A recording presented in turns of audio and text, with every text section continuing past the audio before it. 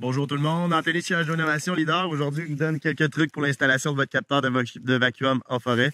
Donc ici, on a un capteur de vacuum double.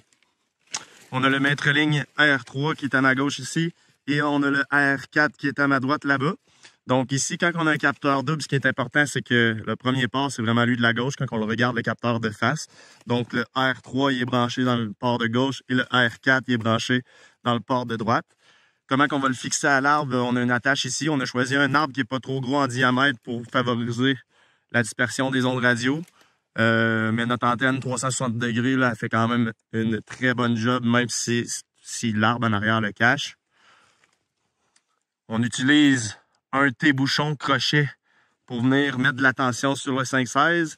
Donc, on fait le tour de l'arbre, on vient se rattacher ici. Ça permet d'avoir une belle tension sur la ligne qui s'en va jusqu'au maître-ligne. La tension et aussi une pente vers le maître-ligne pour favoriser l'égouttement. Donc, on ne se retrouve pas avec de l'eau qui va rester emprisonnée dans le 5-16. Lorsque la nuit va arriver, l'eau qui est emprisonnée là va geler. Votre capteur de vacuum va vous donner une lecture de 0. Donc, même si on a du vacuum dans le maître-ligne là-bas. Donc, c'est vraiment important, une belle pente vers le maître-ligne. On installe le capteur plus en hauteur. Ça permet aussi que s'il tombe une branche ou un arbre sur le 5-16, ben, ça vient tirer sur le raccord ici et non sur le capteur comme ça. Donc, ça vient protéger le capteur aussi.